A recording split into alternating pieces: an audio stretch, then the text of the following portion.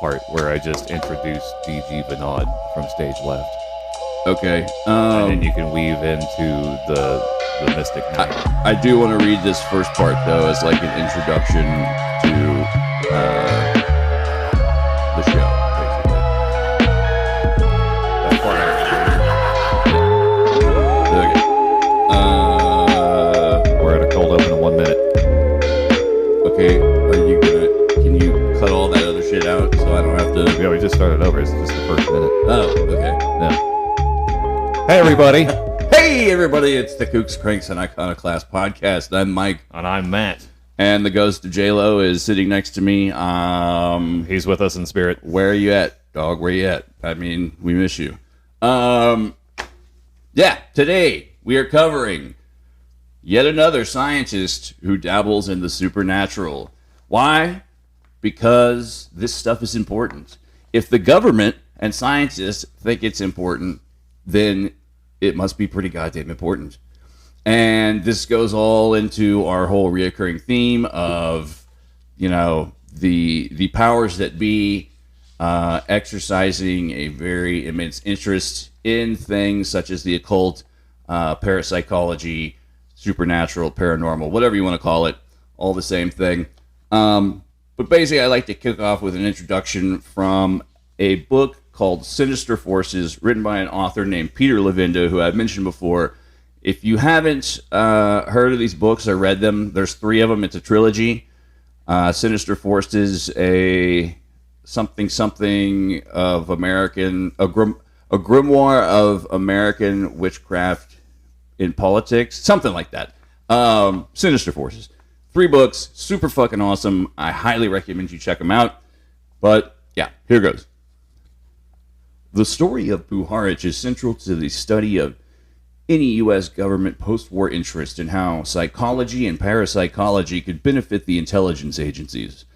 It was arguably Puharich. Oh, fuck. Did I even mention Puharich? Did I say his name? I don't think he did. Okay, yeah. Andrija Puharich. Oh, man. That's who we're covering today. Yeah. For the sake of everything, we're just going to call him Andy. Yeah, we're just gonna call him Andy, but it's Andrija J.A. Sorry, Puharich, Puharich. It's Yugoslavian, No, or his parents were Yugoslavian. they're Croatian. Croatian. Like, really? Yeah. I got Yugoslavian. Weird. Yeah. Maybe after the fall. Well, yeah.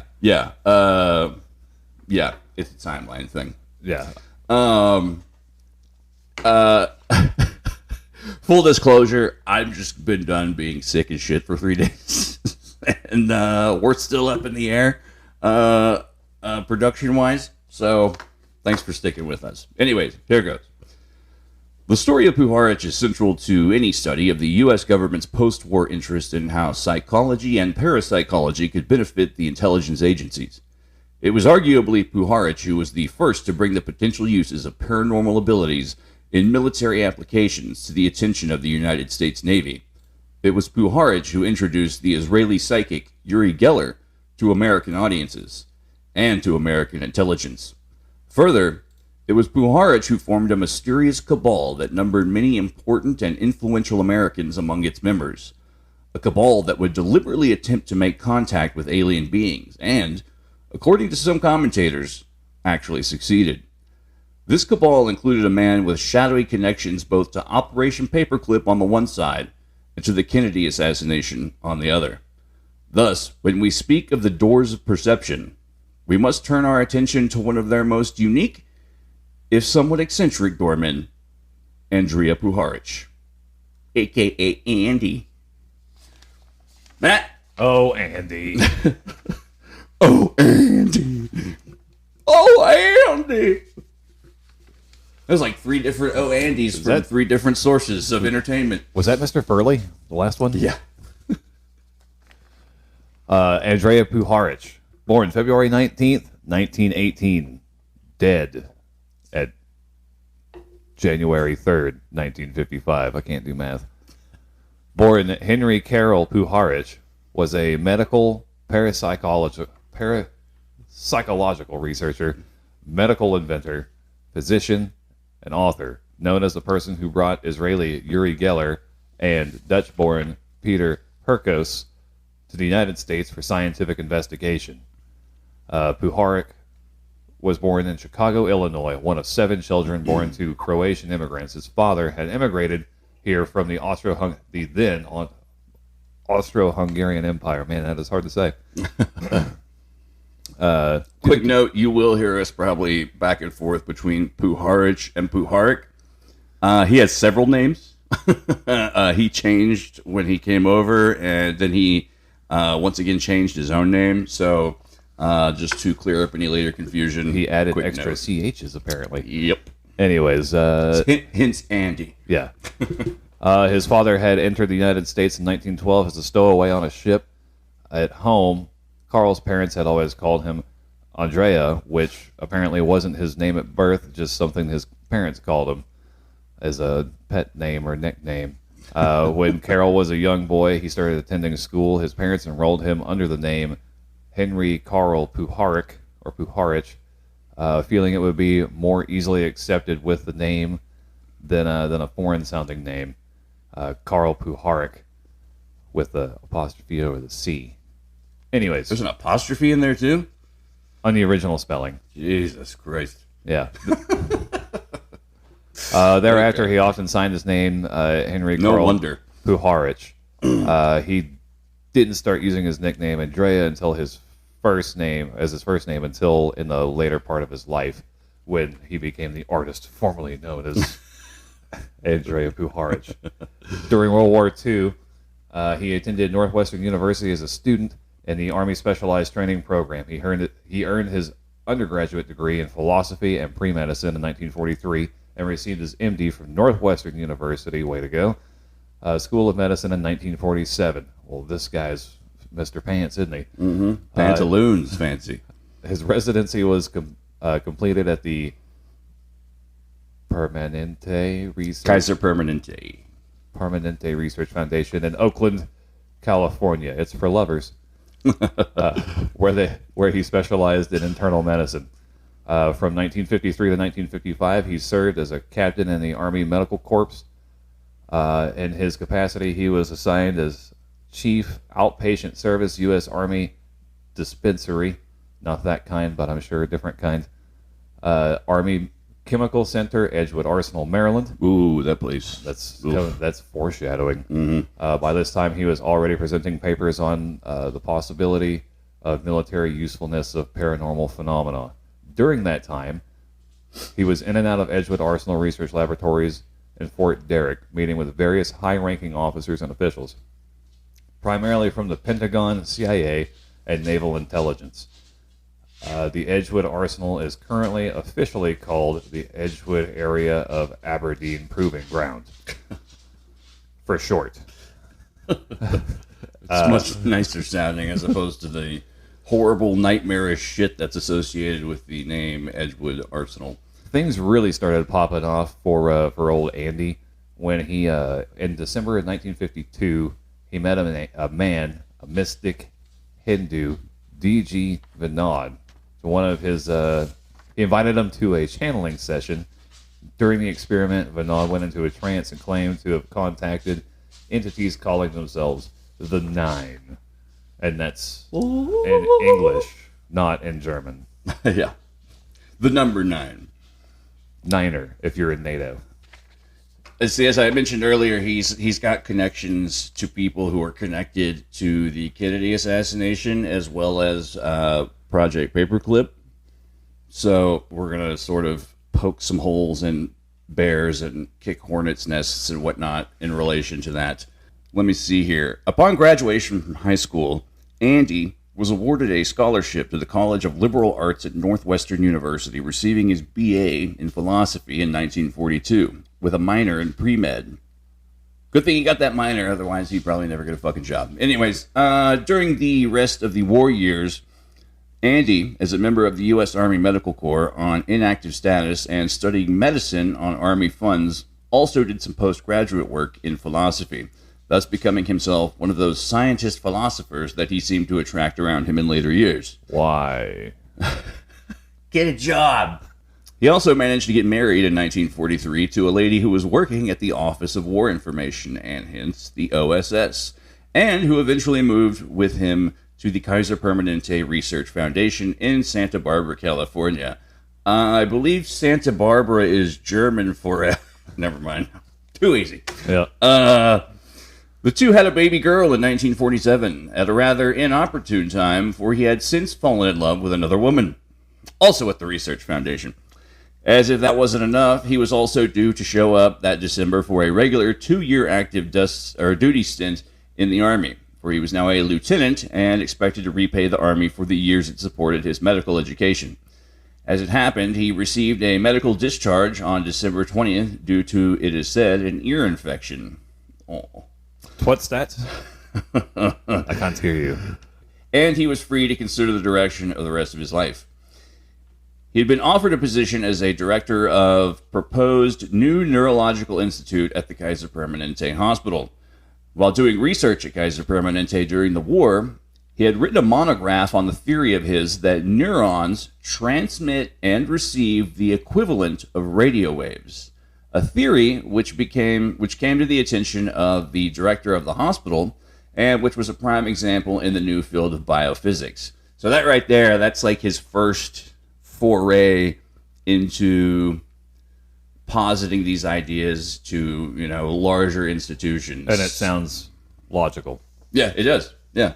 He's applying logical science to what could be determined as paranormal, or a working method or methodology or model behind it. By that same time, both his wife, along with his baby daughter, and the other woman in his life, a doctor at Kaiser Permanente, had left him.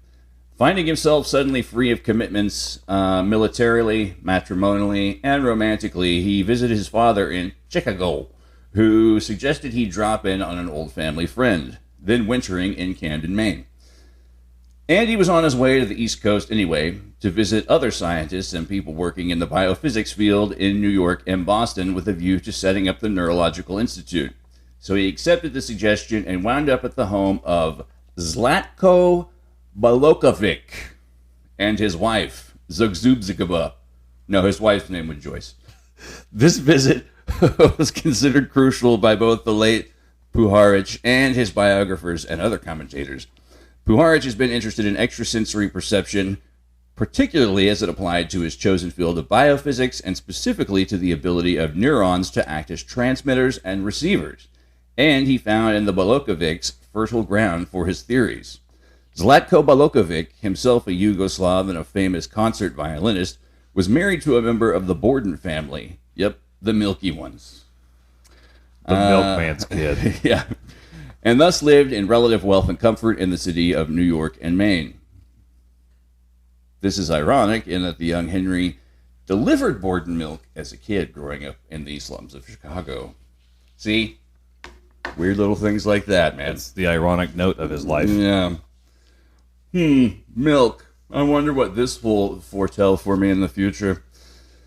He was also a friend of Marshal Tito of Yugoslavia from the days of when the Yugoslav communists were welcomed as anti-Nazis and allies, a relationship that would bode ill for both Balokovic and Puharich as the years went by, and as Tito's communism became a problem in McCarthy-era America, much like everything else became a problem in McCarthy-era America. Whatever was discussed... She's a witch. Burn her! We should put a letter of some kind on her. Whatever was discussed during that period at Camden, where Puharich stayed for 2 to 3 weeks during a snowstorm, the end result was that Puharich would stay in Camden and build a hospital there where he could engage in the kind of research that interested him. Thus, he would turn down the more prestigious and potentially much more lucrative position at Kaiser Permanente and stay in the frozen Northeast. Balokovic would subsidize him to the tune of $200 per month, and in no time, Puharich had located an unused barn that he would convert into his hospital. How clean. Yeah. The barn itself was interesting. Cool. I'll be the judge of that. All right. It was a barn dough shell. Well, that's an interesting barn. Having been used by the U.S. Navy during the war to store material that was never described, that's always a plus. Although it had heavily reinforced floors and large quantities of fire brick.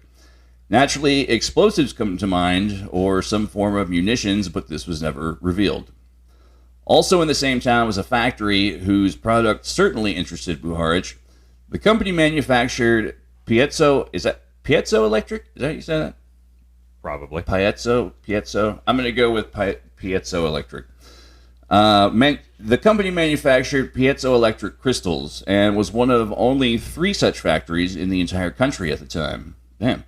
The crystals were wafer thin, could be used in a variety of applications, and had been used by the military during the war, as well as by General Electric, RCA, and other electronics manufacturers. The firm was run by an inventor, one Dr. Raymond C. Tibbetts, and his son George. The primary peacetime use of the crystals was in hearing aids, which is relevant to what Puharich would eventually be doing to when he set up his own company, the Intellectron Company. At the same time, Puharich was traveling frequently to New York to meet other like-minded individuals, including the psychiatrist Warren S. McCulloch, one of the founders of the burgeoning science of cybernetics, which is basically behavioral psychology on steroids. McCulloch's work has been underwritten in part by the Josiah Macy Jr. Foundation, which was revealed in 1977 to have been a CIA front or conduit for funds for those involved in MK Ultra projects. Cybernetics views the human body, or more precisely the mind-body system, as a kind of machine which can be tinkered with and made better by properly trained engineers. A very attractive concept to mind control advocates within the CIA. Even more attractive, perhaps, is the fact that Puharich, McCulloch, and other scientists, doctors, and engineers became involved in developing electronics that would provide a mind-society interface. These devices would involve the use of radio waves to implant suggestions, or, as in the case of our old buddy Jose Delgado, to be discussed later, these devices would involve the use of radio waves to implant suggestions, or, as in the case of Dr. Jose Delgado, commands. The story varies from journalist to journalist, and even in Puharich's own writings, but evidently when visiting McCulloch, he discovered that there were 1 or 2 patients in the mental ward of McCulloch's hospital who complained of hearing voices in their heads when there weren't any people around. Well, where else are you going to hear voices? Yeah, exactly. In your ass? You're not special, that's how I take it too. Had this been taking place at the Allen Memorial Institute, of course, the cause would have been easy to determine. That is because the Allen Memorial Hospital is where psychic driving was taking place, which we've mentioned before. An examination of these quote-unquote mental patients revealed that traces of metal in their teeth acted as radio receivers. This is a real thing. Fucking, like, it's not just a Simpsons cartoony bullshit. Like, it's happened before. That's where they got the idea from. Yeah. The Futurama episode where the robot says he hears voices and they open his mouth and it's a bunch of little satellite dishes. Yeah. It's just like that. There is very little reliable documentation on this event. If the signal was coming in strong, then the patient should have been able to realize that it was a radio station. Thus, the assumption is that the signal was fading in and out, much like a signal on a cell phone when one changes position in a car or through a tunnel or on a busy street. Although we may never know the real story behind the events in question, we do know what happens next. Once Puharich realized that small amounts of metal in dental filling could effectively pick up radio signals, he decided to capitalize on this discovery. The handy access to Tibbetts' factory proved providential, if not pre-planned. The use of piezoelectric crystals... God damn it, I know I'm saying that wrong, so I'm sure someone will correct me at some point. Cheryl. Yeah. It's piezoelectric? You fool. The use of piezoelectric crystals in hearing aids could also be modified as radio receivers for a variety of other purposes. In tandem with his work in New York City with McCulloch, Puharich formed the Round Table Foundation of Electrobiology in Camden in 1948, an organization whose name was usually shortened to the Round Table or the Round Table Foundation. Thus, the hospital or clinic that had been originally planned became instead a kind of research institute specializing in the more arcane of the behavioral sciences, from cybernetics to ESP and moved from the barn, which he lost due to some unpleasantness regarding red baiting in the small New England town, to somewhat grander quarters in a 22-room house. One of the earliest members of the Round Table was Aldous Huxley, and one of his earliest experiments was with the psychic Eileen Garrett, who was placed in a Faraday cage to test her psychic abilities.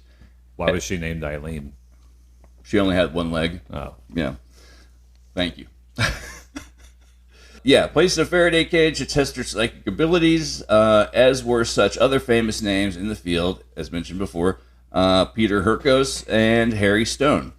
In order to support his research, Puharich approached a variety of individuals for funding, including Henry Wallace. Wallace had been Secretary of Agriculture in the Franklin Delano Roosevelt administration and later his vice president. Under Truman, Wallace had been Secretary of Commerce and in 1948 ran for president himself on the Progressive Party ticket. Wallace's name is usually associated with a scandal involving a Russian mystic, one Nicholas Roerich, who himself is an interesting character that we'll probably cover one day. He's, there is not enough space, blah, blah, blah, yeah, blah, blah, blah. There's just not enough space for you, Roerich. We're going to have to fire you. But basically, Wallace got in trouble for, he wanted to set up a relationship with Roerich, being a Russian mystic. That's a no-no. Plus, on top of that, he was sending letters to this guy that were marked "My Guru." So when people found out, they were like, "No, you're out of here, buddy. That's weird. No fucking good." Yeah, you can't send letters to Mike Myers. Another mysterious donor to the foundation was one Walter Cabot Payne. Okay, this is where things kind of pick up as far as strange associations go. Who donated $3,000. When a researcher attempted to interview Walter Payne, he was rebuffed immediately, and Payne did not answer any questions. Arthur Young, the Bell helicopter designer and eventual guru himself, told the same researcher that Payne was an associate of his and an oil executive who wished to remain anonymous. Yeehaw. Mr. Young was being a little disingenuous, for he was related to Walter C. Payne through a marriage. Arthur Young would remain a close friend and associate of Puharich during the 1950s, and it is this relationship that, in the context of all we've been discussing so far, is absolutely stunning in its implications, says the author Peter Levinda. For Arthur Young was married to a Forbes heiress, one Ruth Forbes Payne, who was a descendant of Ralph Waldo Emerson. In other words, very old, very white money. Walter Cabot Payne was the son of Robert Treat Payne, a wealthy Boston Brahmin and art patron who made a special study of Japanese art and was a direct descendant of the Robert Treat Payne, who was a signer of the Declaration of Independence. W.C. was directly related to Ruth Forbes Payne Young's... It's a lot of old people. Yeah. W.C. was directly related to Ruth Forbes Payne Young's previous husband, George Lyman Payne, who is also descended from colonial American quote-unquote royalty, the Lyman family. Her son, by that previous marriage, Michael Payne, married one Ruth Hyde. The reason for this hereditary lesson is simple. In 1963, Michael and Ruth Hyde Payne befriended two poor immigrants from the Soviet Union, one Russian woman, Marina, and her American-born husband, Lee Harvey Oswald. Whoa. Yeah. I didn't know the House of Payne knew Lee Harvey Oswald. That's crazy. Maybe if he jumped around a little more, he wouldn't have got fucking caught. The documents concerning the Paynes and their relatives were sealed by the Warren Commission, and even District Attorney Jim Garrison could not gain access to them when needed. In fact, the Paynes are not mentioned by name in Oliver Stone's film JFK, even though they are part of the public record on the assassination, and Ruth Payne's character is clearly present in the film. It is presumed that the threat of legal action of some kind forced the director to disguise their identities, even though they are mentioned in virtually every book about the assassination, including the Warren Commission's transcripts of the Michael and Ruth Payne interviews. There's also some connections to the Dulles family. Well, which, I mean, they have, to Alan Dulles. Which they've reached out to everybody by now. Sure. Yeah. Alan Dulles and his unusual behavior regarding the Warren Commission hearings. That motherfucker shouldn't have been on that committee whatsoever. I was the first to want to start a commission. Yeah, it was me. I mean, it was me who wanted to do the thing. Why am I still talking? I don't know why. I just am nervous. Somebody give me a cyanide capsule. I feel like I'm under some kind of a character assassination here. Did I say that out loud? Okay.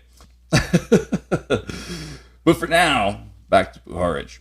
At one point, Puharich claimed he was researching psychic abilities for the U.S. Navy in 1948 for something called Project Penguin. You found some stuff on that, didn't you? Yeah, at the Chesapeake Arsenal. They were doing channeling in that Faraday cage inside the copper cage. That's when they actually brought that guru in. Vinod? Yeah, Vinod. Okay. The Navy has denied that any such program existed. Of course they would. Damn, back as far as 48, yeah, I bet they fucking wiped their hands and all records clean on that. First of all, we don't even accept India as an independent nation yet in 1948-52. The Navy has denied that any such program existed, and indeed there does not seem to be any documentation available to prove Puharich's statement. However, what can be proved is that in November 1952, Puharich briefed Pentagon officials on the military uses of parapsychology. His talk was published as an evaluation of the possible uses of extrasensory perception in psychological warfare. Damn, I need to find that paper. That's probably a pretty fun paper. Yeah, I bet he got an A on that. Yeah, A++. And a little banana scratch and sniff sticker. That talk was reported in the Washington Post on August 7, 1977, at a time when MK Ultra revelations were coming fast and furious. A recently declassified CIA report entitled Parapsychology in Intelligence, A Personal Review and Conclusions by Dr. Kenneth A. Kress mentions the newspaper article and goes on to give a summary of CIA interest in parapsychology from about the 1960s through 1977 when the report was written. Dr. Kress does place the ESP and remote viewing experimentation under the auspices of first the Technical Services Staff of the CIA, the TSS, and then later under the Office of Scientific Intelligence, OSI, then the Office of Research and Development, ORD, and finally the Office of Technical Services, OTS, and then Scientology, OT83. No, the former TSS. Kress had been a project officer in 1972 due to his prior background as a physicist. It was while running this psychic research project for Stanford Research Institute, SRI, we've met those guys before, and specifically with Dr. Russell Targ and Dr. Harold E. Puthoff. I forget which one, but one of those guys is the basis for who Egon from the Ghostbusters was based on. I believe it's Russell Targ. I could be wrong on that. Do, Re, Egon. Both associates at one time or another, and both of whom figure prominently in our story. Long before Kress' involvement with the SRI, Targ and Puthoff, however, Puharich had decided to go very hands-on in his approach to the field of psychic phenomenon. His presentation to the Pentagon was in November of 1952. According to his own account in The Sacred Mushroom, his book, one of them, I highly suggest reading Beyond Telepathy. It's probably going to give you a better grasp of what this guy was sort of working towards. But The Sacred Mushroom, I hear, is also good. It's one of the first. It predates Terrence McKenna. And, it gets a lot of street cred with other people who have shows. I won't mention the shows because you're listening to us. Yeah, they don't need our help. Yeah. The orders had been cut to redraft him into the Army the following day, thus implying a specific agenda for Puharich. So they were basically so taken aback with what they heard in his report that his whole military career was more or less restructured for him from that point on. That December, he would begin to observe the trance states of one Dr. Vinod. And that part's pretty interesting too, man, because after he gets out of that Faraday cage and does the debrief with him, he said, I met some entity, or I heard some voice say, I am Atum, which is one of the... ATUM. Yeah. One of the Cardinal 9 of the pantheon of Egyptian gods.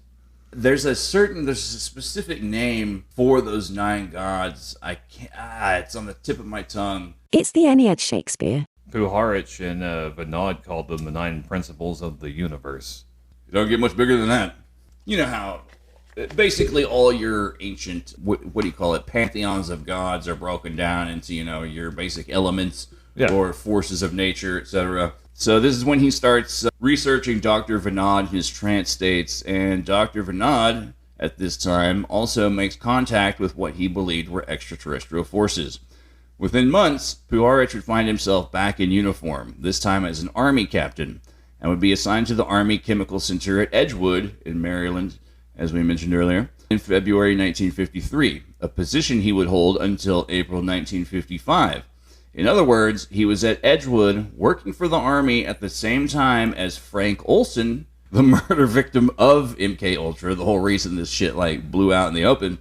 We need a patsy. Well, the reason he was more or less, he quote-unquote commit suicide, but he was driven to it because he was drugged, obviously, and he jumped out of a fucking building. But the reason they drugged him and basically drove him to it was because, and as Lavinda mentions in this book as well, he does the most thorough research, which is why I love this guy. But he talks about these scientists have this whole thing, they were having cocktail parties and taking acid together and shit. It was all about can you hang, but also on top of can you hang, it was also about doubling, is what they called it. But basically that was their word for compartmentalization. And these dudes are doing bio warfare, coming up with heinous shit and ways to fucking kill mass populations, and then going home to their wives or partying and having cocktails and shit. So it's I don't think, it takes a special mindset to be the guy who creates bio warfare and chemical warfare agents. So there's a guy, and still be able to take acid and be okay. So there's a guy in a conference room. Look, none of you motherfuckers are going home today until each one of you gives me 5 ways to annihilate a city. And goddamn it, Bill, if you say fucking nuclear weapons one more fucking time, I'm gonna throw you out that fucking window. Basically. I mean, Frank, if you said nuclear weapons one more time, I'm going to make the LSD throw you out the window. Something like that happened, maybe. Yeah. Olson was involved in research and development of biological weapons at Fort Detrick. Puharich was involved in paranormal communications and ESP experiments at Edgewood. Also, some of the shit that went down at Edgewood, man, that I've heard about, once again, another great podcast that I don't need to mention because they don't need our help, but they did an Edgewood Arsenal special, and, dude, some of the shit that went on there is fucked up, and there's, video footage of it. This is where they would, give the dudes acid and be run the course, and they're just, and, falling over and shit, or they give them a puppy and take it away. just horrible shit like that. That's just mean. Yeah, but then you get into the fucking biochemical warfare side of it, and they'll take a little bit of a fucking nerve agent and just put their gloves on and dip their finger in it and go and put it on someone's skin, and they just fucking dude, it's fucking heinous, man. There's a educational program out there that covered sarin gas. They put 3 guys in a room and released just a little bit of it. God. And just to see. This was probably from Edgewood. Was it old black and white footage? Well, this was a dramatization. Oh, okay. Clean it up a little bit for TV. Yeah. But that part alone, man, I can't even imagine sitting in. Yeah, dude. We wanted to ask you guys about how this is your exit interview. Just wanted to know. Oh God. Ugh. Yeah, man. Some of the shit that I've heard about there, dude, it sounds like hell's waiting room. It's just it's like going to the doctor and just waiting in a room forever, and then you get called to behind the curtains or whatever, and then they just dose you with some fucking megalo fucking crazy shit, and you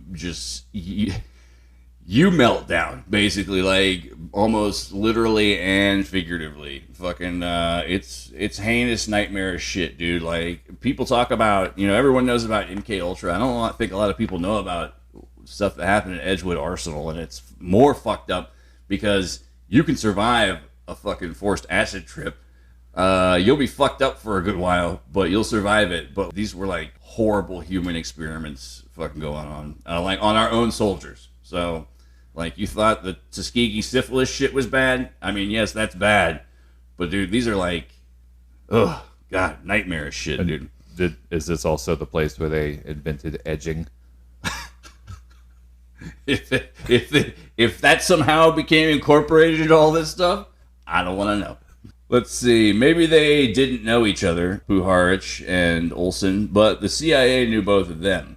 Dr. Sidney Gottlieb, another man we've mentioned before, who was head of CIA's technical services staff at the time and who dosed Frank Olson with the fatal LSD in the Cointreau. Is that how you say that drink name? Cointreau? The old people booze. That's what they put the LSD in his drink. We should go to a bar and ask for one of those. Okay, I'll take Cointreau, you take Cointreau. Yeah. Let's see which bartender calls us a fucking asshole first and says, "Do you mean carafe?" And then yes, I'll say, "Sure." You're never gonna let that story go, are you? So as a sidebar, do you mean a pitcher? Just a sidebar. So when me and Mike were in our early 20s, we went to a little place called the Libertine.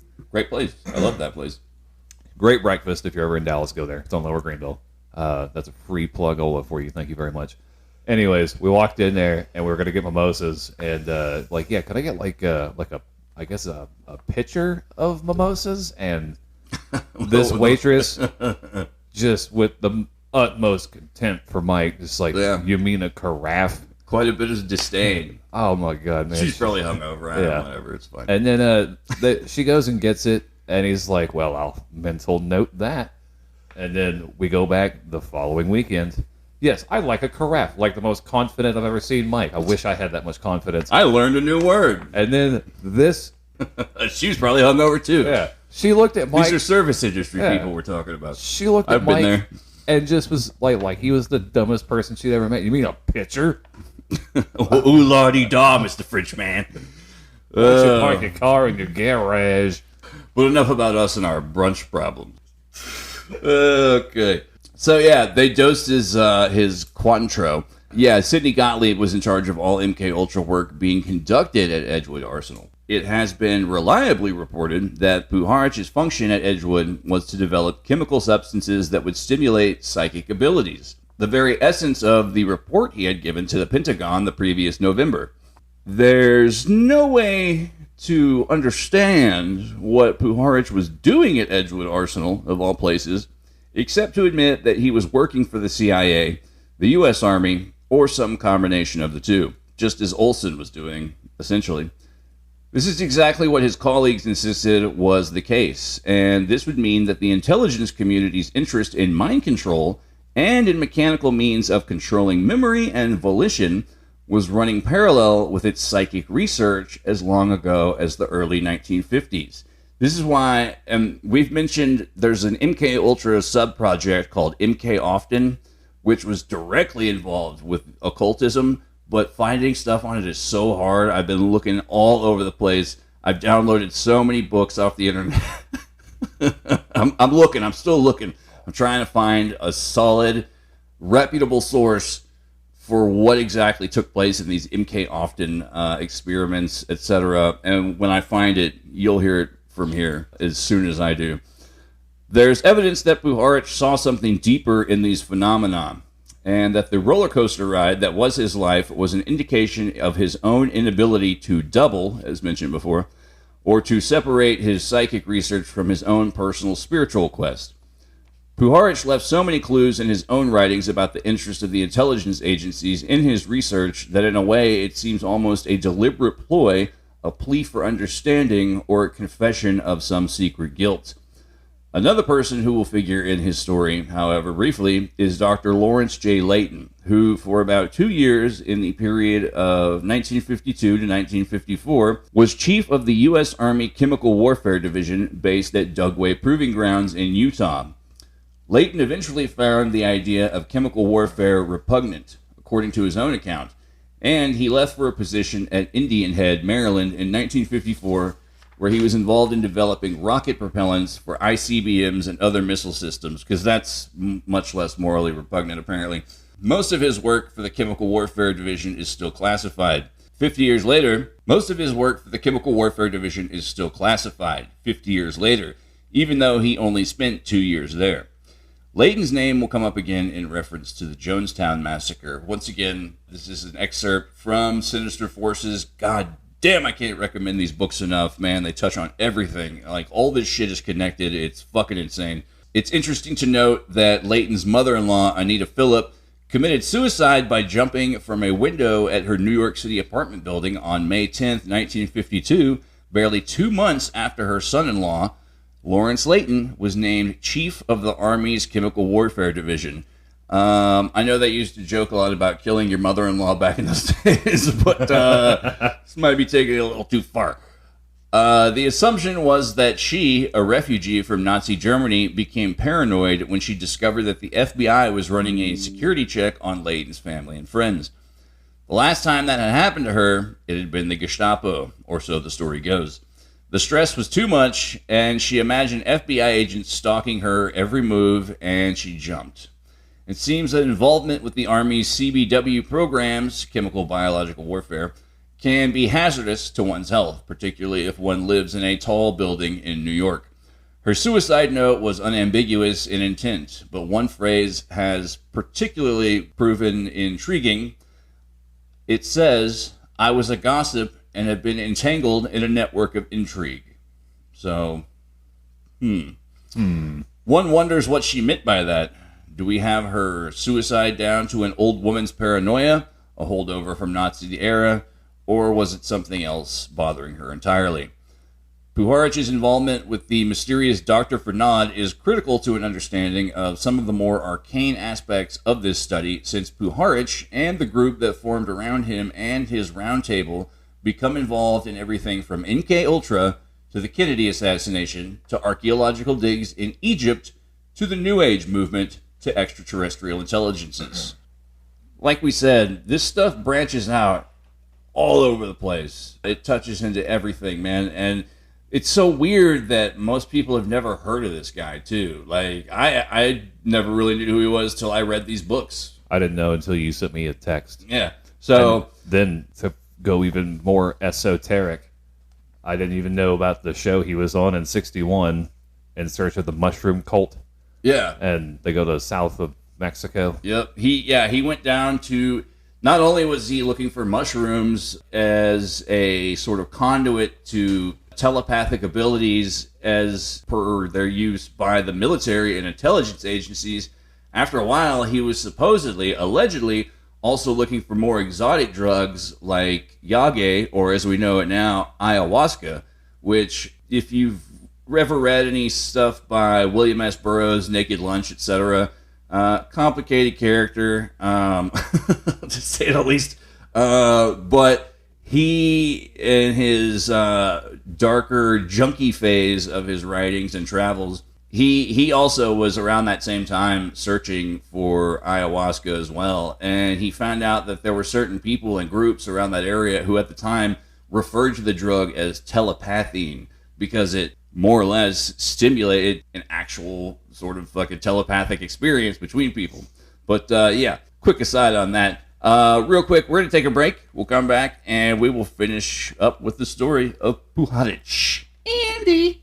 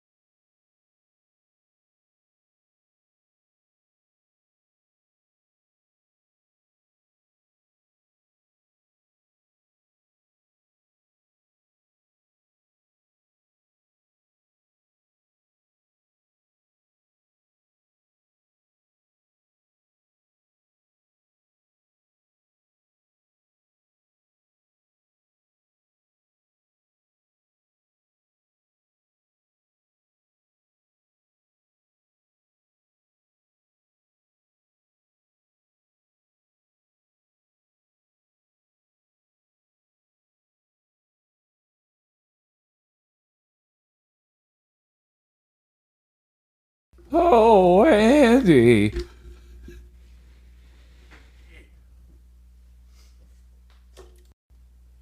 Oh my God, we're back. We are? Yep. Okie dokie. Some of this story is reported amply well. It's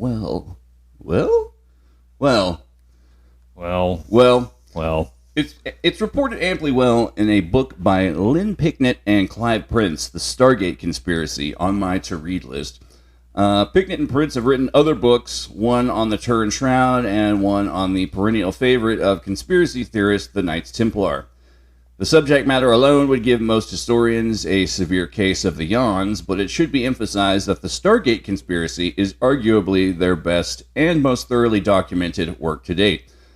For it reveals relationships that have been little noticed, even among writers on occult themes.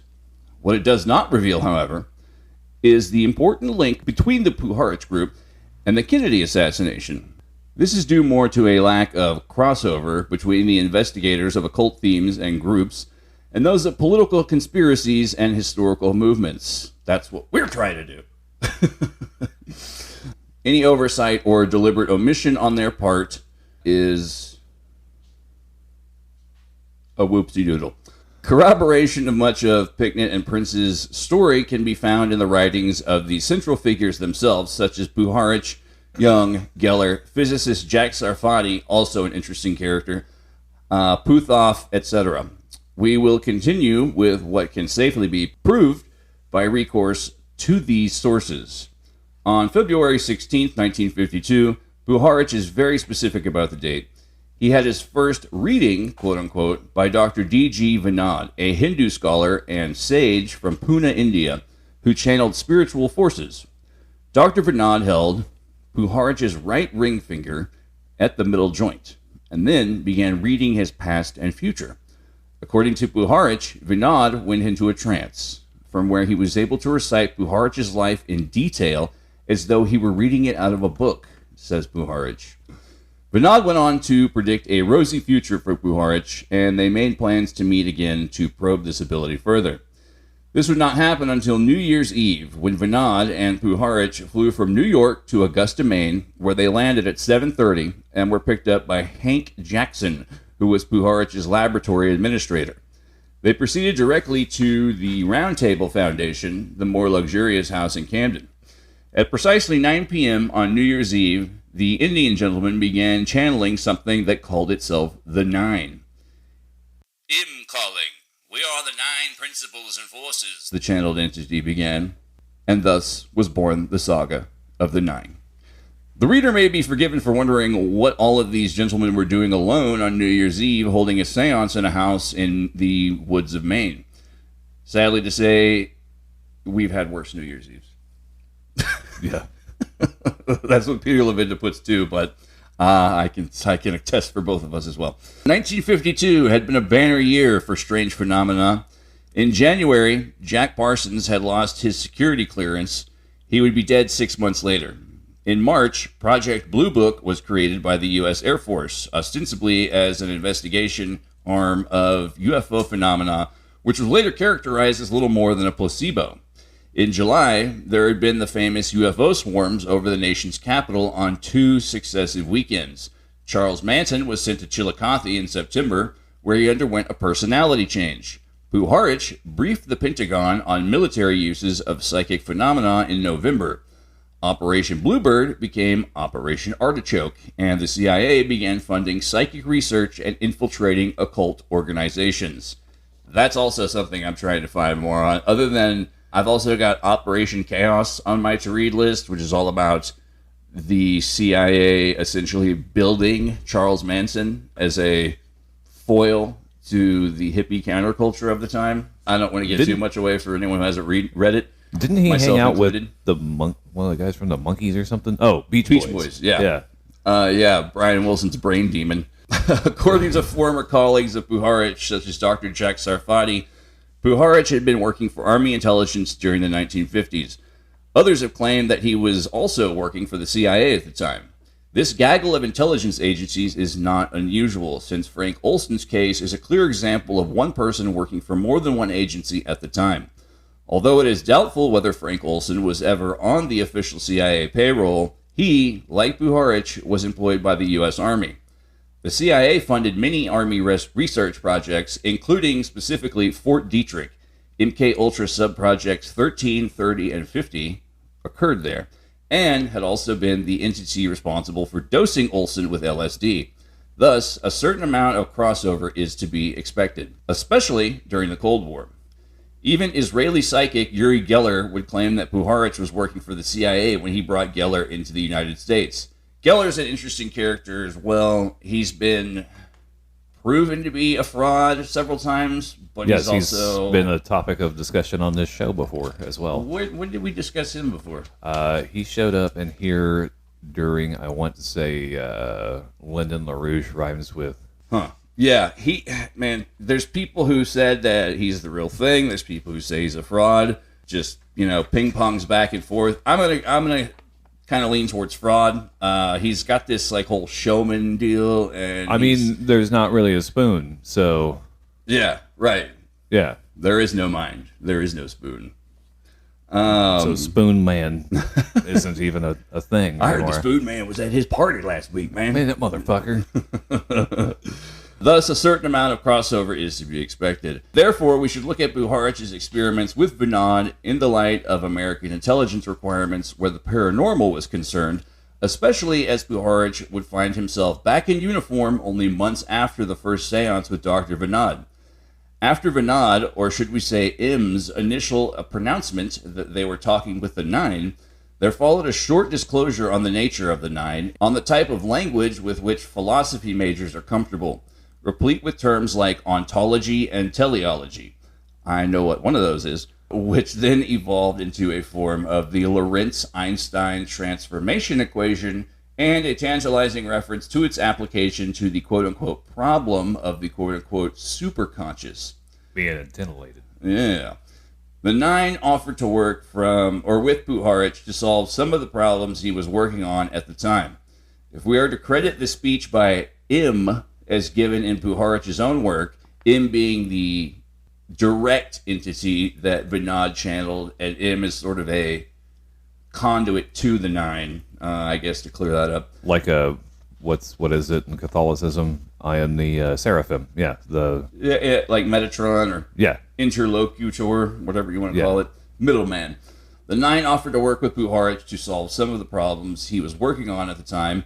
If we are to credit the speech given by Im as given in Puharich's own work, in this case Yuri, another one of Puharich's books written entirely about Uri Geller, the Uri Geller phenomenon, quote unquote, then we must assume that Puharich was involved in psychic research, including psychokinesis and clairvoyance, and was interested in pursuing the research as quickly as possible. Vinod completed his channeling 90 minutes later, and said he had no memory or knowledge of what was said. That's usually how it works with channelers, too. Like, the no shit for real ones, quote unquote, whatever you want to call that, most of them have no idea what they were doing or saying when they were under, quote unquote.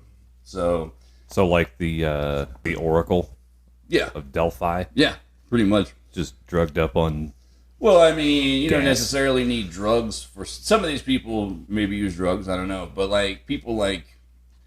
We've talked about channelers before in our Necronomicon episodes. It's too easy to bullshit, basically, is the problem with it. Anyone could say anything. It's... I would say that their level of consciousness, whether they're here in the real world or not, that's probably going to lend a little more credence to the authenticity of their ability, whatever you want to call it. Puharich worked with Vinod for another month, and then had to go to the Edgewood Arsenal as he had been redrafted into the U.S. Army.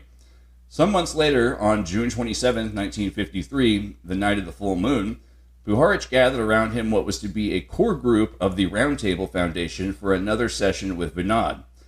The membership of this group of 9 members, a la the Nine, and this is another thing too, they're contacting 9 gods, and then he finds 9 members. There's a weird, we're them. I don't know. That's the subtext I'm getting from it, at least. It may have been just a bit of an echo chamber there. Yeah.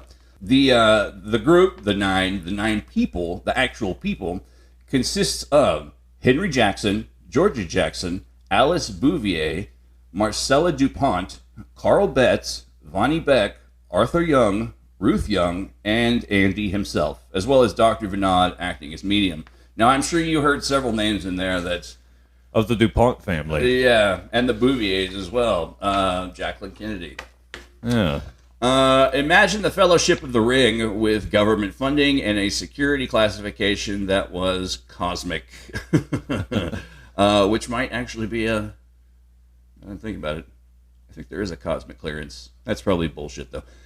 In this group, we find immediately a DuPont and a Bouvier. DuPont is self-explanatory, but for those who do not have a copy of the New York Social Register at hand, Alice Bouvier was born Ava Alice Muriel Astor and was a descendant of John Jacob Astor and the daughter of Colonel John Jacob Astor IV, John Jacob Jingleheimer Schmidt, builder of the Astoria Hotel and author of the book A Journey to Other Worlds, 1894.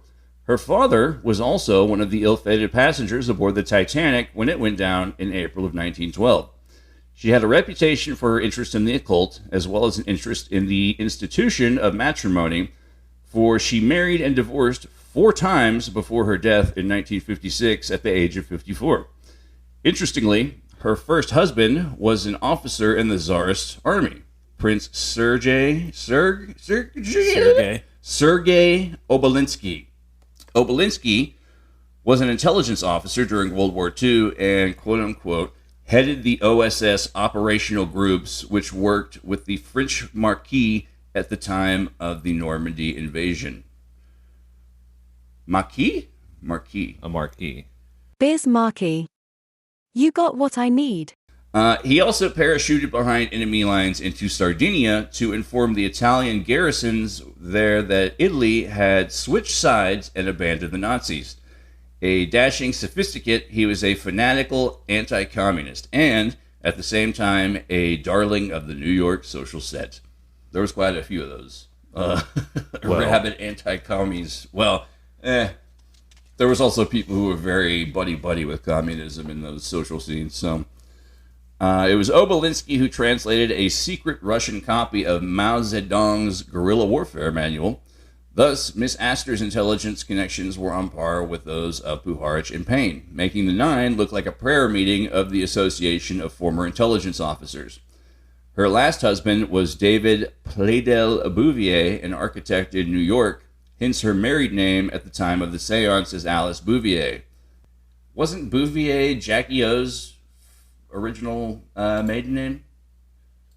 That's why it's like all a joke on The Simpsons or some shit? Yeah. The English branch of the Astor family was also involved, if somewhat mysteriously, in the occult. As friends of Stephen Ward, who lived in a cottage on the Astor's... It was? Bouvier. Bouvier. Cool. Yep. Jacqueline Lee Kennedy Onassis. Mrs. Bouvier! Formerly Bouvier. Yeah, and then after the whole Kennedy thing, she married Aristotle Onassis, who had a private island called Scorpios, which makes him a fucking James Bond villain. And he was an arms dealer. Yeah, that too. As friends of Stephen Ward, who lived in a cottage on the Astor's Cliveden estate, they were privy to some strange occurrences in the years leading up to the Profumo affair. Profumo affair is a whole... It's basically a whole British high society intelligence government scandal that involved prostitutes and... When does it not? Pornography, When does it not? Yeah. We may cover that someday. I don't know. Pornography? Well, I can cover that on my own. Yeah. I'll do all the research on that. Stephen Ward, a society osteopath, painter, and occultist, found himself in the center of a political scandal of major proportions in 1962 when it was revealed that a friend of his, the glamorous call girl Christine Keeler, this is the Profumo affair, was sexually involved with the British Minister of War as well as the local Soviet GRU resident. So the scandal nearly brought down the government, and Stephen Ward was set up to take the fall. Committed suicide in 1963. The Astors then had Clivenden Estate and later Stephen Ward's cottage exorcised. The exorcist, Roman Catholic Dom Robert Pierre, I'm Richard Simmons, the exorcisist, claimed that the evil powers emanating from the cottage were some of the strongest he had ever experienced. Arthur Young was a famous inventor, one of the men credited with creating the Bell helicopter. For some reason, Young left Bell Helicopter after the end of the Second World War, before the time that Walter Dornberger, evil Nazi dickhead, scientist and slave labor czar of Peenemund, took up residence there as a member of the board. God damn it, it always... See, and this is, man, dude, this is what I'm talking about. These fucking Nazis, they were paper clipped in, and then they went into fucking defense industry. Well, funny story. Oh, yeah. I'm laughing already. Yeah. So, a lot of people wonder why there were so many Nazis in local government and regular Bundes, federal government in Germany. Mm-hmm. And it's because they kept running into this issue of, we found out 18 members of the city waterworks team are Nazis out of 24. And there's 100,000 people without clean water. So we can either repopulate 100,000 people somewhere, or we can just kind of let this slide. And it was 4 out of 5 Nazi doctors. Yeah. So a lot of it was just, we got to let this slide for now. Look, we know where he is, all right? Jesus. He's not going to do anything. He got it out of his system. You think so? Oh, shit. We'll see. If the guy, what was his name, Reza Giorgiani, whose book I read, he claims that all the people who are piloting UFOs, all those Nordics, are that's what happened to the Nazis. They became aliens. So who knows? Well, maybe we'll find out. Awful convenient explanation. Rather than continue in the field of aviation mechanics and design, Young dropped out of the military-industrial complex and began to devote himself to a spiritual quest which lasted the rest of his life. As mentioned before, his wife was Ruth Forbes Paine of the Forbes family, and, through marriage, the Paine family. Thus, we have a DuPont, an Astor, and a Forbes Paine attending this very important seance. In addition, we have Puharich working for the U.S. Army and Arthur Young, who worked under Army contract developing the helicopter. Henry Jackson was Puharich's administrator and was married to Georgia Jackson. Carl Beck was involved in alternate energy research and had visited the laboratory of one Thomas Henry Mollet, a Mormon scientist and ersatz alchemist living in the Salt Lake City area who claimed to have identified a source of quote-unquote free energy, which he termed radiant energy. Yeah. It's weird that, well, I don't know.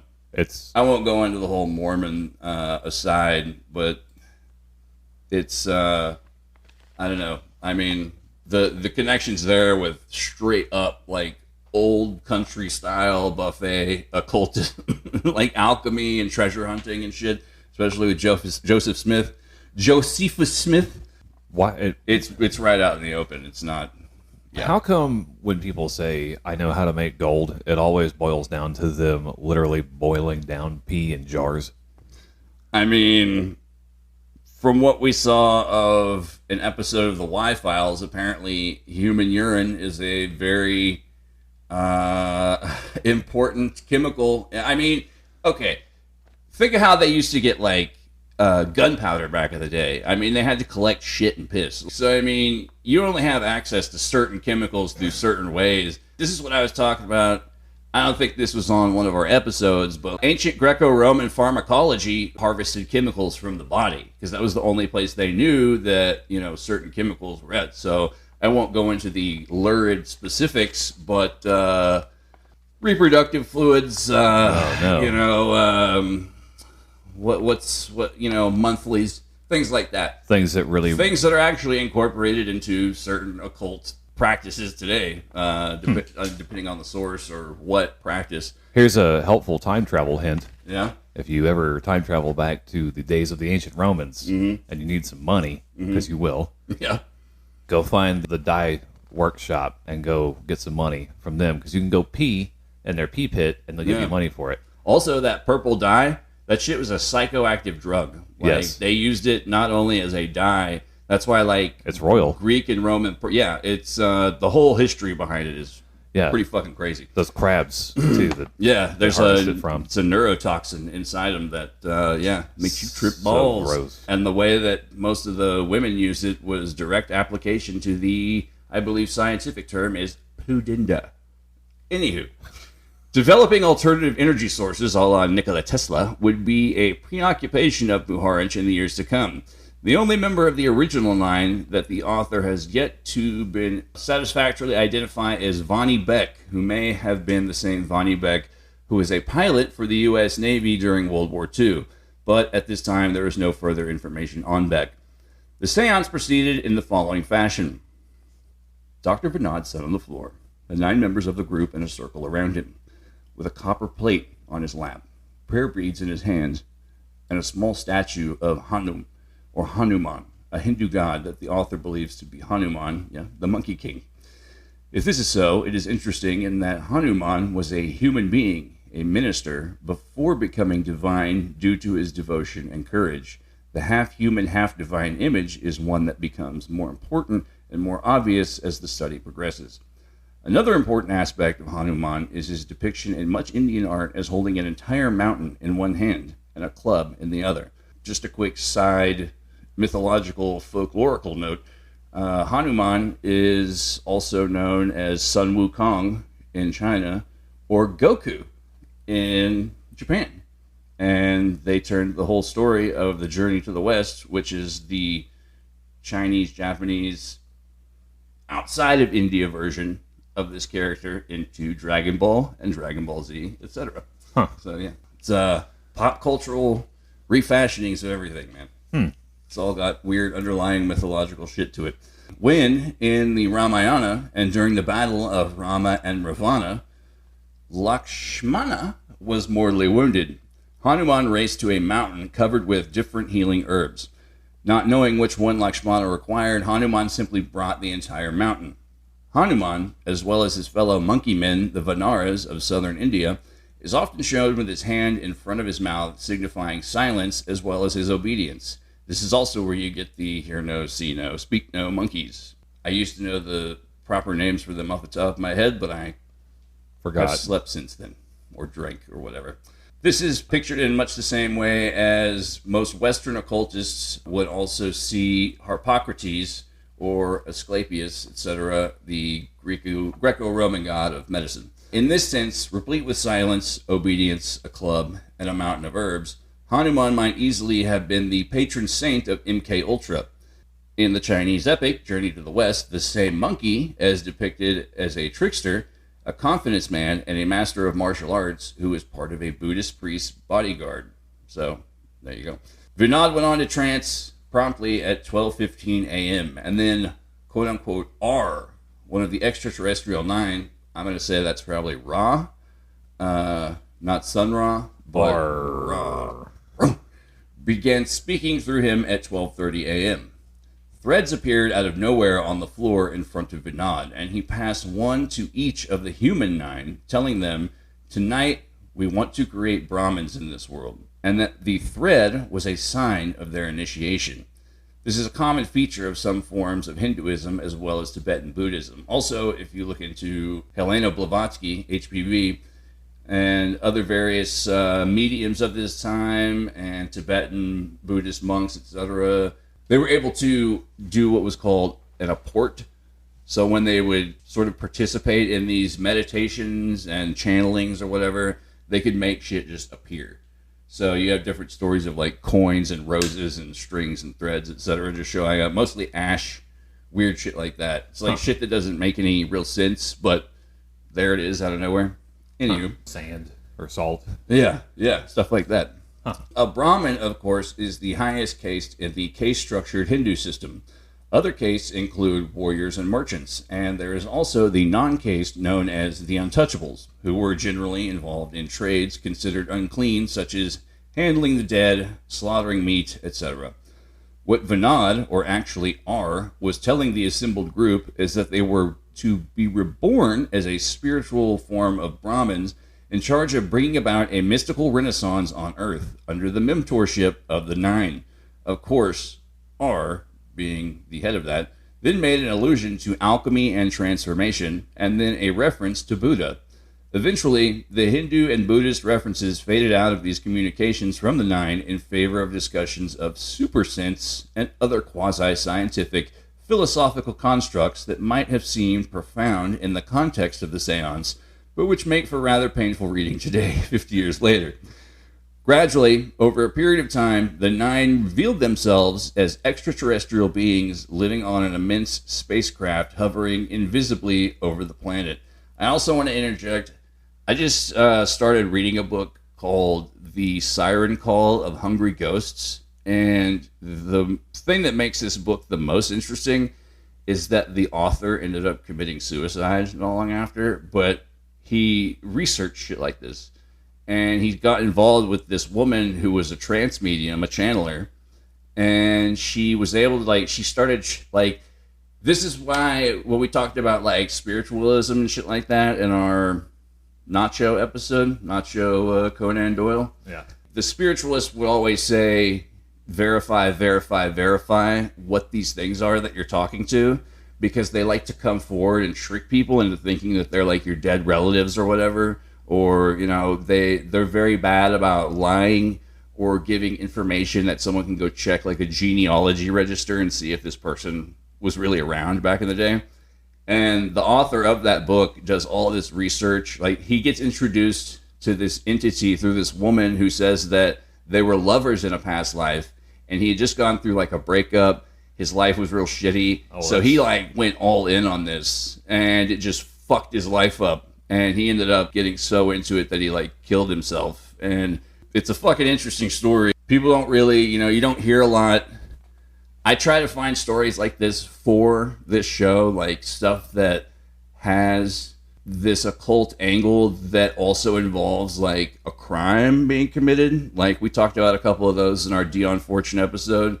So I'm constantly on the lookout for stuff like this. But yeah, this is one of those things that I'm surprised that story's not more well known too. You don't really hear a lot of paranormal investigators bring that kind of stuff up. That's because that's the scary shit where, if you're not mentally sound getting into this sort of thing, it'll fucking have a really just adverse effect on you. Yeah. So gradually, over a period of time, the Nine revealed themselves as extraterrestrial beings living on an immense spacecraft hovering invisibly over the planet.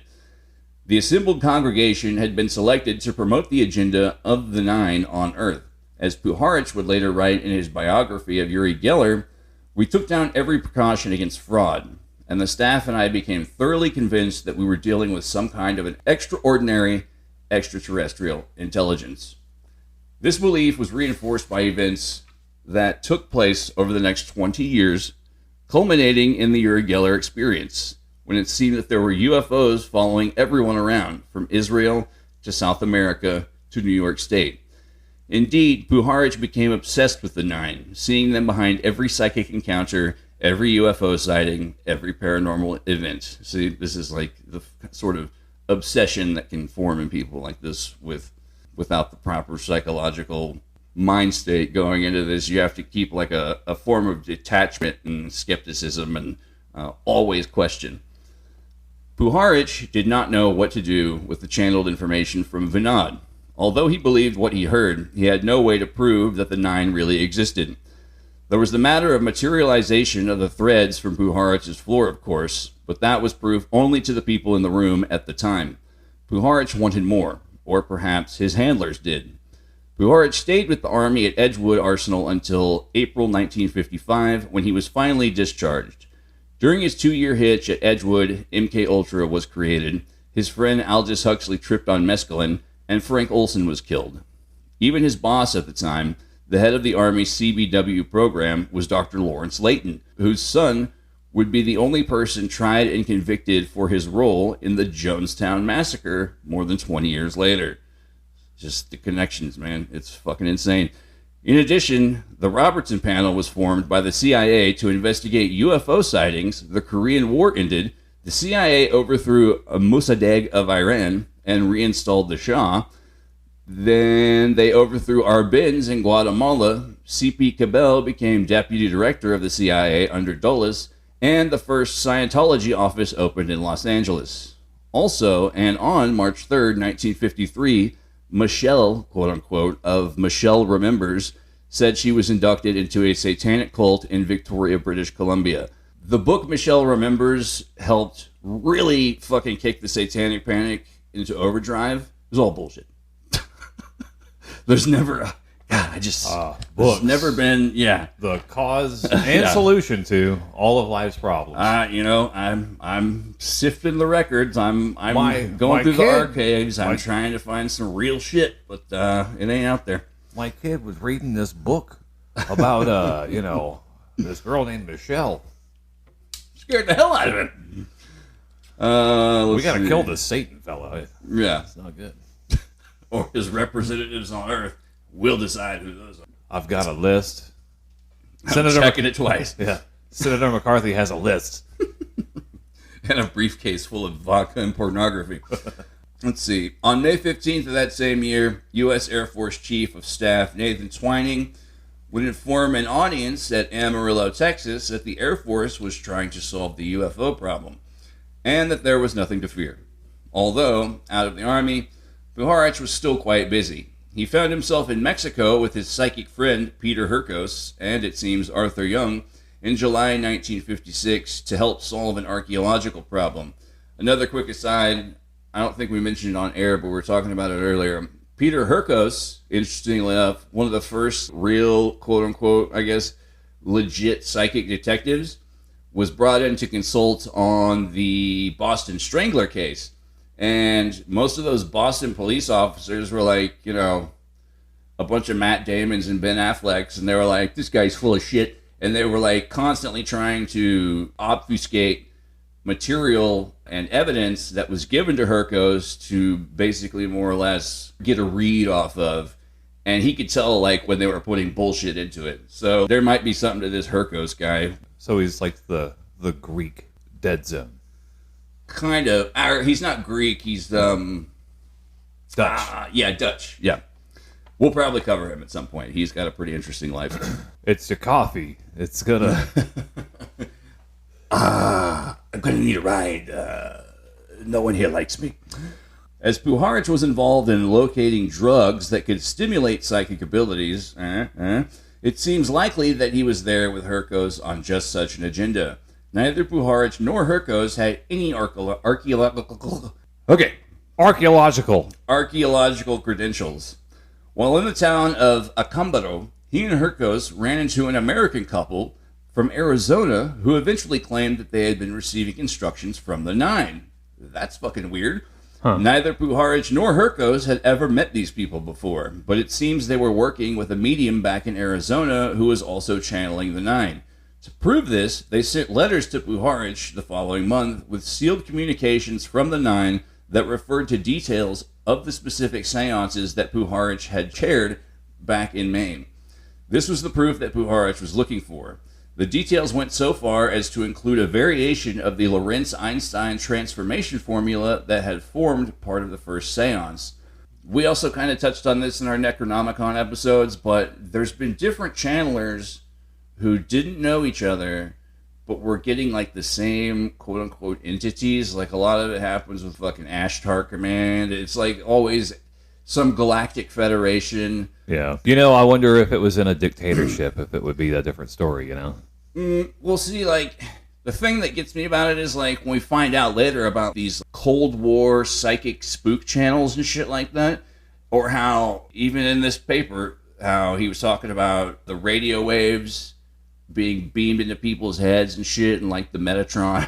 Yeah. I feel like maybe there's a cast of characters behind this shit, possibly, who are sort of cooking the books, writing some sort of narrative that has these disparate parts around the world that maybe are meant to come together or not. I don't know, but well, I mean, even it's just very weird that if they can make the recruitment puzzles and stuff that go on for years. And then like Cicada. Yeah. This could be that could be something like that for what's her ovaries? Not Angela Lansbury's cousin, the third. Dude, that lady that did the ABC Killer and stuff like that. Any horror or a whodunit novelist, writer, or whatever. Yeah. They got the whole thing planned out, man. And they just take subtle stuff and they're like, okay, I can put this. Yeah. They would just reverse engineer what they're trying to do. I don't know if one of these guys could have been a plant in the maybe. in the 9. It could be Puharich himself. Or they're like, oh yeah, we know that lady. Yeah. It's so weird, man. I don't know. It's just and in this time too. But like now that we know, also like stuff that we talked about in our Tesla episodes with like the V2K, voice to skull, and like directed energy weapons or gang stalking, and just like these weird aspects of like technology that verge on the sort of psychic paranoia or like an induced schizophrenia or whatever you want to call it. Just, man, I don't know. I got to get my big serial killer conspiracy board out at my red yard and just work all this stuff out one day. If we do not want to give the 9 the benefit of the doubt, we can assume that the medium who was working with the Arizona couple, the Laughheads of Whipple, Arizona, which... Laughhead? Yeah, Laughheads. Laughheads. I'm assuming it's Laughheads. It already... See... Yeah. It just sounds fishy already. Yeah. And even Lavinda says so. Was the same Dr. Vinod, for no one else could have that information. Puharich insists that no one from his laboratory had leaked the details of the seances to anyone, but we never learned what happened to Dr. Vinod. Yet, if this were the case, what was Vinod up to, and for whom? Was this kind of a double-blind experiment on Puharich conducted by the Army or CIA? Was Dr. Vinod a plant? Unfortunately, there is no way to answer these questions now without more documentation about the Army, the Navy, and the CIA's mind control programs, and in most cases, this documentation has been destroyed. Man, I can only imagine like what juicy tidbits were in all the MK Ultra shit that got sent to the shredder. Miss Slippy's car is green. Billy likes to drink soda. The bulk of the CIA's mind control research was destroyed on the orders of Richard Helms when it looked like Watergate was getting a little too warm. Thanks, Nixon, you fucking prick. God. Always ruined. He didn't even mean to do it, and it's just, this. He didn't mean to do this. It's not against the law if the president does it. For their part, the Laughheads insisted that all of their information came directly from the medium during the trance, and they refused to reveal the medium's identity. Oh, great. It was me. Shake the crime stick. A good prosecuting attorney would get a conviction out of a jury with this kind of circumstantial evidence, but the defense doesn't rest just yet. The story of the 9 gets stranger. But that's where we're going to quit with the 9 right now. Yeah. We're going to come back to them because at a future date, because like I said, last episode, we kind of broached the subject of occult espionage is just the basic catch-all term or phrase I'm giving it. But in the background, in my spare time, I'm trying to like put all this together and sort of put together like I won't say definitive, but a criterion collection. Like Uncle Charlie's bathroom reader of occult espionage. Yeah, there you go. What, you got 10 minutes. What are you going to do in there anyways, right? Yeah. Stop playing with your phone while you're doing that in there. It's like a pink eye. Learn about the occult. Learn about the global occult espionage conspiracy. I have a thing I wanted to talk about briefly. Yeah. Have you ever heard of the TV show One Step Beyond? I have not. So apparently it ran in the late 50s to the 60s. Mm-hmm. I think it was even rebooted in the 80s. Okay. The first episode I saw had Andy in it. And it was a very... Andy. Yeah. It was a very much a scientific investigation looking for the magic in the mushrooms that could help break the impermeable barrier there. From one mind to another? Well, not even necessarily from one mind to another, but be able to have a little bit more of a psychic feel of stuff. This is already outside of the realm of bullshit ghost bro science, so I'm interested. So somewhere all this shit got hijacked. And now everything we're getting now is fucking horse shit as far as like scientific quote unquote study into the paranormal. This ghost peed my pants. Ectoplasm. That's what that is. All these little fucking gizmos and gadgets these ghost bros use, none of it fucking means anything. None of that shit. It's a box that goes bloop. That's all. Yeah. It's like it doesn't have any. There's no ghost in a cage that a scientist caught. Yeah. And it was like, this is how this reacts to this. Kids listening at home, if some asshole tries to sell you a ghost in a jar on eBay, that motherfucker is a liar. Anyways, the show is called One Step Beyond. It was hosted by John Newland, who also directed. And a lot of it's in the same vein as Sci-Fi Channel's version of Twilight Zone. Is it like sightings, kind of? Actually, or in search of? Well, this episode that they did was a special episode, apparently, because this was they totally jumped off their normal format. Yeah. Oh, okay. And so, like, they cover stuff like there's like in some of these episodes they talk about two men having the same fingerprints. Okay. And but one of them's been tried and executed for the last 17 years. Oh, I think I've heard of that story. And like weird shit. Like they found anywhere where there's a tragedy that like people escaped, they would find his corpse or like his fingerprints, with the body would end up getting charred up or destroyed in the process. Weird. And like that's the stuff that they would seek out and look for, right? And then they'd make a dramatization of it. But this episode in particular had our boy Andy in there. Yeah. And they're like, hey, we packed the whole team up to go to Mexico, and because it's so safe, eat some mushrooms. Yeah. Because it's so safe, the Mexican army's going to come with us. No, yeah. And, so they had two guys from the Mexican army come with them, and they were Dale and Chip, and they had this cavalcade of doctors, right? So like, there's like a panel of 3 or 4 doctors. The host, John Newland himself, Andy, fucking was there. Andy, yeah, and then and this dude, Dr. Brown, Andy, Doc Brown, yeah, Doc Brown. Okay, Dr. Brown has a degree in language. Oh, okay. Linguistics? Yeah. Okay. And so, like, the last couple of years, he'd been spending some time with this tribe in southern Mexico. The last 2 guys that went down there, it didn't end very well for him. And then this guy, like, he had been kind of talking to some of these people and getting to know them. And got a little more buddy-buddy. Yeah, and, like, learning the language and stuff. Yeah. He had connections, so he would get medicine and stuff down there. Okay. And so they liked him, and they would teach him the language and stuff. And so that's the only way this meeting ever even took place, was to go in search of these mushrooms in tribal land. They met with this guy, Macedonia. That's like I guess that's the name they gave him. I don't know if it's his real name or not, but he was a priest in there. And these are the red and white top Mario Brothers mushrooms they're looking for, right? It was in black and white. Oh, okay. That's the picture I always see in reference to Puharich, and from what I remember, I think those are fly agaric, which is different from most psilocybin mushrooms. Yeah, this, I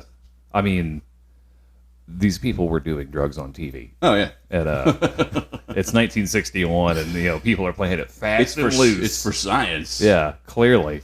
You know what's weird is that, like, a lot of psychedelic research going on now, also specifically with mushrooms, is kind of wrapped up in linguistics, because there's been sort of a weird, I guess, right turn from the stoned ape theory.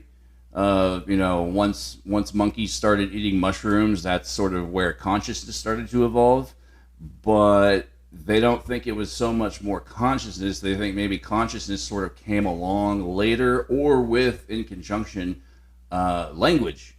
And so that, like, the mushrooms sort of spurred on the creation of a more complex verbal language. So there's pretty interesting things going on. It's entirely possible. I mean, they say a lot, don't they?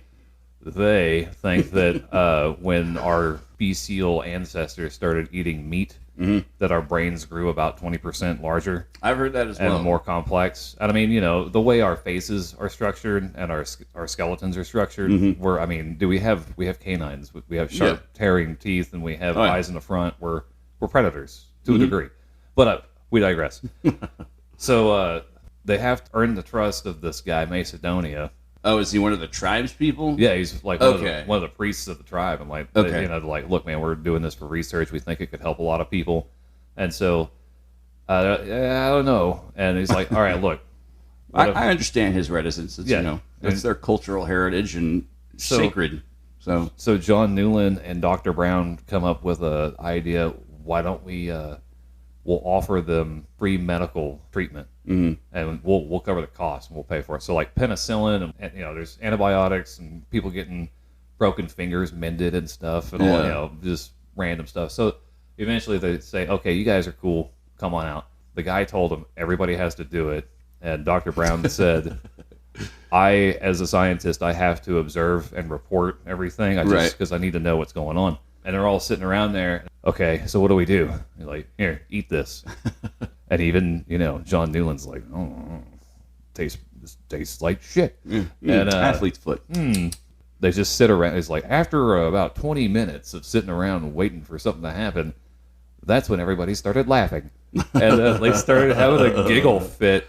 They're like, okay, everyone's good? Everyone feels it? Okay, good. He starts going around and talking to everybody, and Dr. Brown is a translator. Right. Okay. He said everybody should be feeling pretty good, and he's going to start channeling stuff. So they start shooting the shit. Dr. Brown starts laughing his ass off, and he's like, they say, what's so funny? I don't know how the fuck he knows this, but he just told me the story of the time that I fell off my bike and split my pants in Iowa when I was a kid. And everyone's laughing at him like, how does he know that? I don't know. I have no clue. I've just met the guy. Shrooms, bro. Yeah. This is shrooms. There's like a telepathic link between them. And right after that, he turns to another doctor in there, and he said, I don't know if you know this or not, but this guy's got a heart condition. And he just pointed at him, and he's like, what did he say? He said, you have a heart condition. He's like, what the fuck? I just found out last week. I haven't told anybody. TV magic, we still have that barrier to break through, right? Because we weren't there, we can't prove it. That's true. But because John Newland wanted to make sure that he got his point across, they went back to Los Angeles to Andy's house, right? And Andy had this thing set up where it's kind of like the scene in Ghostbusters, except Bill Murray wasn't shocking anyone. Yeah. So 3 separate tests, right? There's 2 sets of cards, 13 going across in 2 rows. Right. And so of those Zinner cards, the symbols, just a regular deck of cards. Oh, okay. All one suit. And so he would blindfold John Newland, and they did a dry run, right? Just to see how in tune you are. So he was 1 for 13 on the card matching. Okay. And he was 1 for 16 on matching page numbers. Okay. In books, and then the interpretive reading of a photograph by touch and not sight, just touching the photo and trying to determine what the photo is. Yeah. Okay. Fucking 0. Okay. For 16. That's called psychometry, by the way. Yeah. Touching stuff, and then He's like, here you go, and he's like, have these mushrooms. Yeah, eat this, and he's like, oh god, and yeah, like, can we get something to wash this down with? A few minutes pass by, and he starts to feel a little weird. Yeah. It's like, okay, so I need you to do this one more thing. I'm going to take you over here. Close your eyes, and it's like a sensory device, right? It makes a bunch of rapid clicks and a bunch of flashes of light. Oh, like the test you had to get when you were a kid, sort of? Yeah, except this is way faster? Yeah, and way weirder. Okay. And it's like, tell me what you see. What do you hear? He's like, it's just moving so fast I can't even calculate everything. There's a bunch of color, and there's things happening different places at the same time, and I can see it happening it's in each eye. It's weird. And he's like, okay, cool. Now that you're ready, we're gonna go do this again. And so remember the card trick of being blindfolded and trying to match the cards. Yeah.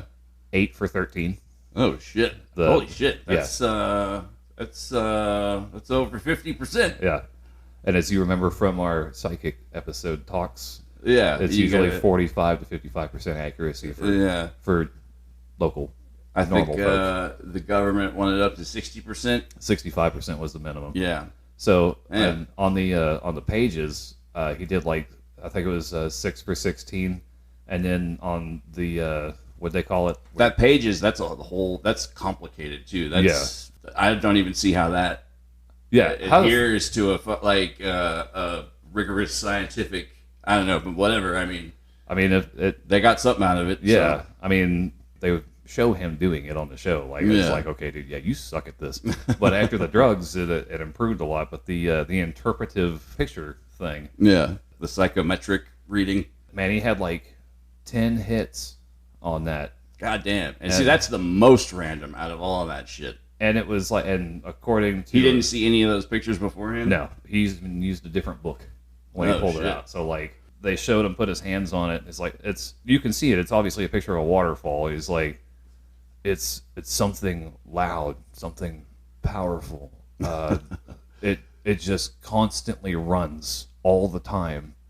And it's cooling, but ferocious. Like his interpretations. I mean, you know, it's open to interpretation, obviously, because, you know, well, yeah, I would agree with you that a torrent of water is powerful. All those things are what he said. Those are all descriptives. And this was considered legit research, man. And then even then, like, the panel of researchers that and scientists that were at the end of that episode, they all agreed that there's something to it. They just can't quantify it yet. Yeah, it's finding a way to quantify it and then what to do with it. Yeah. Or how to harness it. And it's been 62 years since that episode aired, and now they microdose people. Oh, yeah. With people who have psychological afflictions. Mm-hmm. Because I mean, you would think in 62 years you would have figured out a whole lot more. One interesting fact about mushrooms, they're a network, right?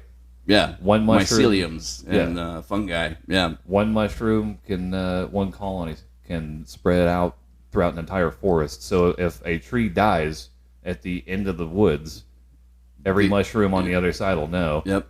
And I think Terrence McKenna's kind of gone to that. He's like the super mushroom researcher dude, and like he talks about how, well, I forget which episode we've mentioned this before, but like mushroom spores can survive in the vacuum of space. Yes. And much like viruses and bacteria. He said that the function of the mushrooms when ingested and what they can do, like once metabolized within a human blood-brain barrier, once they cross and exert their effect on the human mind and body, it sort of mimics how they act in nature. So this is maybe where this whole telepathic resonance or whatever of these things sort of plays together. It's a whole microcosm, macrocosm thing. And I was also just remembering our Linda Moulton Howe episode. We're talking about the cattle mutilations and sacred cows and shit. I forgot to mention sacred cows and shit. That's why the cows were sacred back in the day, because they used to follow the cows around and pick the mushrooms out. Or at least that's the prevailing theory of where that started. They're also a symbol of motherhood, and they're harmless and all that. But mushrooms were a big part of it, because in Hindu religion you have soma, which the prevailing theory is that they were some kind of mushroom, or a psychedelic substance of some sort. Yeah, the what do you call it? Animal kingdom wise, genetic makeup wise, we're actually closer to mushrooms than we even think. Really? Yeah, like, you ever wonder why people are like, man, we should put mushrooms in here because it'll make it feel meatier. And that's because the texture and the way it cooks out, it's similar to how animal product and all that stuff. And like, even like genetically, the makeup is really close. I think, if I remember correctly, I'm probably wrong, but it's like 60. We share like 66%. I just heard something about, like, it was talking about aliens and like the concept of aliens and if they're from another world. But in contrast to that, how pretty much every living thing on the planet Earth all exists within a certain very close fraction of, similarity of DNA. Like we're closest to chimps, obviously. I mean, most people know that, but every living thing on Earth exists within a very close range of each other. Yeah. Okay, here it is right here. According to some fact check nonsense, USA Today, humans share nearly 50% of their DNA with fungi. Holy shit. I mean, and not a big deal when you think about how, what is it like? Most of our gut is full of other stuff, various bacilli and whatnot. I mean, you're kind of a walking ecosystem. Yeah. Like the mites in your eyes, and there's actually the Grant Morrison book, The Filth, like kind of plays with that idea, is that how much of your thoughts is actually your thoughts, and like how much of like the ecosystems that exist within and on you are maybe controlling you, and the whole idea of stuff like the one from Cat Shit. God damn it, I think about it all the time. Toxoplasmosis. Yes, toxoplasmosis, or like the one that gets in the ant head and fucking drives them up, you know, into the sun so that the sporulate can come out and feed a bird to take it, and the bird shits it, and that's how they spread or whatever. Just these weird methods of transmission. Yeah. Also, I've been wanting to work this into one of our episodes at some point, but the shit going on in Peru with these quote-unquote aliens or whatever, I think we've mentioned them once or twice already, but it's weird because that area of Peru, they keep referring to these, whatever they are, as the pelacadas, which means face peeler. And in this same area, not too long ago, there was a whole weird saga went down that has to do with ayahuasca in that same area because it's a sacred plant to them, and it induces sacred states of mind, etc. And there was a American tourist who they ended up, like, he was trying to like insinuate himself into this culture like over and over. He's like, let me do some ayahuasca, and he like kept coming in and bothering these people, like, oh fuck, here comes this guy. And they ended up nicknaming him the Pelacara, the face peeler. And I think they ended up like executing this dude like on camera, like somebody like recorded on their phone because he tried to like go crazy. I had to double check the story. I don't remember the particulars. They tried to take a Yeti of ayahuasca. Something, man. Like, I don't know. But there's this weird nexus of, like, face peeler, aliens, ayahuasca, and then it just made, I don't know. You were talking about the mushrooms, and I was remembering just weird, like, entity encounters that people have on psychedelics, too, like with the DMT elves and shit like that. I don't know. There's certain plant drugs and shit, like ayahuasca, people who do it always talk about how they see like serpent type beings and shit. There's like these weird sort of outer terrestrial, whatever you want to call it, intelligences, like non-human intelligences that are sort of correlated specifically with certain drugs. It's weird. I don't know. This is more stuff for the research pile. Yeah. So, but The never-ending research pile. Oh no, man. Always learning weird shit and bringing it back to you, baby. Yeah, so that's us for today. I do believe next week. You're too kind. Thank you, Cheryl, for the. I do believe next week we're gonna sort of continue with some sort of pseudo-religious talk. We're gonna be getting into some sort of historical stuff way back.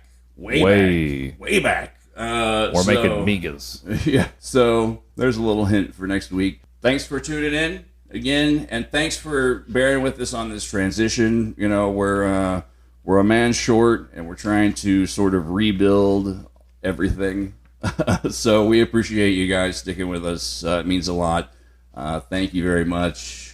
Also, special shout out to ACAB Industries and Christ ACAB. Apparently, he is, I don't know if this is a business term, HNIC/CEO of ACAB Industries. Yeah. Thank you very much for your patronage. Lawrence Freeman, thank you very much.